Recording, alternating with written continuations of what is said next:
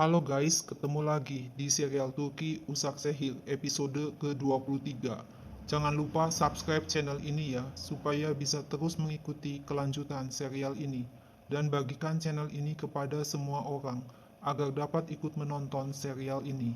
Cihan langsung menggendong Nare yang terluka parah. Sahin menodongkan pistol ke arah kepalanya sendiri, hendak bunuh diri, seandainya Nare sudah mati. Sadakat menangis histeris. Cihan berteriak, Nare masih hidup. Tak lama ambulans datang dan membawa Nare ke rumah sakit. Sahin ditangkap polisi karena telah memukul Oskan.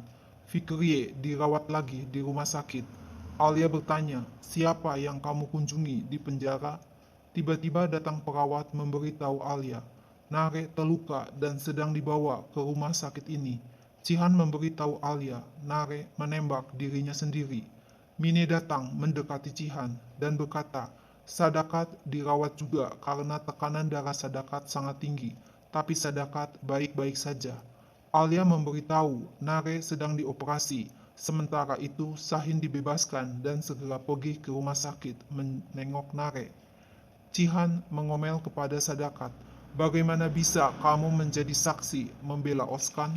Mengapa kamu tidak berpikir Nare bisa bunuh diri? Kamu mengambil Nare dari samping Sahin, tapi bagaimana kamu bisa mengambil Nare dari kematian? Alia menyuruh Cihan untuk keluar. Kaya sangat marah melihat Oskan yang datang untuk menengok Nare. Oskan berkata kepada Alia, aku benar-benar tidak ingin Nare menjadi seperti ini. Alia bilang, aku tahu sekarang Nare sedang dioperasi.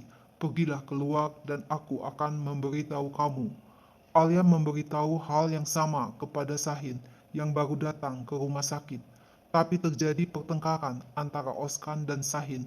Tiba-tiba muncul Sadakat yang berteriak kepada Sahin, cepat tembak diri kamu sendiri. Kamu yang jadi penyebab Nare menembak dirinya sendiri. Terjadi pertengkaran antara Sadakat dan Fidan, ibu Sahin, yang tidak bisa menerima perintah Sadakat terhadap Sahin. Cihan berteriak histeris melihat keadaan kacau seperti itu. Semua orang yang ada di situ kaget luar biasa mendengar teriakan Cihan. Tiba-tiba Alia menerima telepon dan mengajak semuanya untuk mendengar kabar dari Dokter Nare. Diam-diam Fikriye dan Mine mendengarkan. Dokter berkata Nare membutuhkan transplantasi atau cangkok hati agar bisa pulih kembali. Nare membutuhkan donor hati. Alia mengingatkan Cihan agar kuat hatinya. Setelah semua anggota keluarga Albora berkumpul, Alia menjelaskan syarat orang yang akan menjadi donor hati untuk Nare. Semua orang yang berkumpul ingin menjadi donor hati untuk Nare, tapi tidak memenuhi syarat. Tiba-tiba Kadir mengajukan diri untuk menjadi donor hati. Sementara itu, Mine didekati oleh Demir. Mine minta agar Demir menjauh darinya. Tapi Demir berkata, suatu hari nanti kamu akan mengerti siapa yang mesti kamu dekati. Kamu terlihat sedih. Jangan simpan di hati, karena bisa menjadi penyakit. Aku akan menunggu hari di mana kamu akan berbicara kepadaku mengenai Ugur. Mine hanya terdiam mendengar permintaan Demir. Alia masuk ke dalam kamar Fikriye dan bertanya, siapa yang kamu kunjungi di penjara? Fikriye berbohong dan berkata, aku mengunjungi teman dan membawakan pakaian dalam dan kemeja hanya untuk kemanusiaan. Alia bilang, kamu tidak boleh pergi kemana-mana tanpa memberitahu kami. Dengan kesal, Alia meninggalkan kamar Fikriye. Cihan terlihat senang ketika Alia membawakan makanan untuknya. Cihan masih memikirkan resiko operasi cangkok ginjal yang akan terjadi pada Nare dan Kadir. Tapi Alia berhasil meyakinkan Cihan agar tidak usah cemas dan semuanya akan baik-baik saja. Alia mengelus bahu Cihan. Cihan berkata, ada rasa cemas terlihat di matamu. Alia tidak mau memberitahu Cihan kalau Fikriye pergi ke penjara. Pagi harinya, Alia dan Cihan terbangun kaget mendengar teriakan Musafer. Kadir mengalami demam tinggi. Setelah memeriksa kondisi Kadir, Alia berkata Kadir terkena infeksi dan tidak dapat dioperasi. Sekarang Kadir perlu dibawa ke rumah sakit. Sadakat kaget dan hanya bisa diam dan pergi dari situ. Kadir minta maaf dan tidak menginginkan hal ini terjadi. Cihan menenangkan Kadir karena semua ini kehendak Tuhan. Alia memberitahu Nare harus segera dioperasi secepat mungkin. Sahin berkata, ibu aku Fidan yang bisa menyelamatkan Nare. Sahin berlari menemui Fidan di rumahnya dan memohon agar mau menyelamatkan Nare. Serin juga berteriak memohon agar Fidan mau menolong Nare. Fidan menolak mentah-mentah permintaan Sahin dan Serin. Tiba-tiba Sadakat datang dan memohon belas kasihan kepada Fidan. Sadakat berlutut di hadapan Fidan dan mencium kaki dan tangannya, meminta belas kasihan Fidan agar mau menolong Nare. Sadakat menangis terseduh, tapi Fidan dengan tegas menolak untuk tidak memberikan hatinya kepada Nare. Tiba-tiba Cihan datang mengajak Sadakat pergi dari rumah Sahin. Tak lama Musafir datang dan memberitahu sudah menemukan orang yang mau mendonorkan hati untuk Nare. Alia berkata, Oskan yang telah mendonorkan hatinya untuk Nare. Semua orang kaget mendengarnya, terutama Sahin. Fikri pergi meninggalkan mansion dan tidak tahu kalau ada orang yang mengawasinya atas perintah Halis. Sewaktu menunggu operasi Nare, terjadi pertengkaran antara Sadakat dan Kaya. Sadakat sangat benci melihat Sahin dan Serin yang juga menunggu operasi Nare. Sadakat berkata, apakah Nare pantas menjadi menantu Fidan wanita kejam seperti itu? Fidan ingin Nare mati. Kaya bilang, apa salah Sahin dan Serin? Cihan menyuruh Sadakat dan Kaya diam. Melihat situasi yang memanas antara Sadakat, Kaya, dan Cihan, cepat-cepat Alia mengajak Cihan pergi dari tempat itu. Cihan bilang, jika aku tidak pergi, aku pasti sudah membalikkan meja itu. Cihan dan Alia memesan teh untuk diminum. Diam-diam Mine mengamati Cihan dan Alia dengan hati terluka. Kemudian Mine menyapa Cihan dan Alia yang sedang tersenyum bahagia. Mine berkata, suami Nare Oskan adalah orang yang baik hati. Artinya masih ada orang yang peka dan pengertian. Cihan menyuruh Mine pergi dari situ. Tapi Mine berbohong dan berkata, pertemuan seperti ini tidak dapat dihindari. Aku bekerja di rumah sakit ini juga. Jika mau, aku harus dipecat dahulu. Alia bilang, ini adalah bukan waktu yang tepat. Hari ini adalah hari yang sensitif. Cihan mengancam Mine, jika kamu tidak pergi, kamu benar-benar akan dipecat. Mine pergi, tapi tiba-tiba Mine mau jatuh karena kepalanya pusing akibat kehamilan. Alia cepat-cepat menolong Mine, tapi Mine menolaknya. Sementara itu, Fikrie merasa dirinya dibuntuti sebuah mobil, sehingga terjadi tabrakan. Fikrie pingsan, dan mobil Fikrie didorong mau dijatuhkan ke jurang. Orang yang disuruh Halis untuk membunuh Fikrie kabur begitu melihat ada mobil Hasan datang. Hasan segera menghentikan mobil Fikrie yang mau masuk ke jurang. Fikrie segera dibawa ambulans ke rumah sakit didampingi Hasan. Alia mengomel kepada Fikrie, bagaimana itu bisa terjadi? Fikrie berbohong, aku panik, tiba-tiba kehilangan kontrol, dan aku tidak ingat kejadiannya. Cihan minta agar lain kali memberitahu kalau mau pergi dan akan diantar. Begitu Cihan pergi meninggalkan ruangan, Alia melihat foto yang terjatuh dari jaket Fikrie. Alia bertanya, apakah ada orang lain yang melihat foto ini? Apakah kamu menunjukkan foto ini kepada seseorang? Fikrie berbohong dan mengaku tidak mengingatnya. Dokter memberitahu operasi Nare berhasil. Semua senang mendengarnya.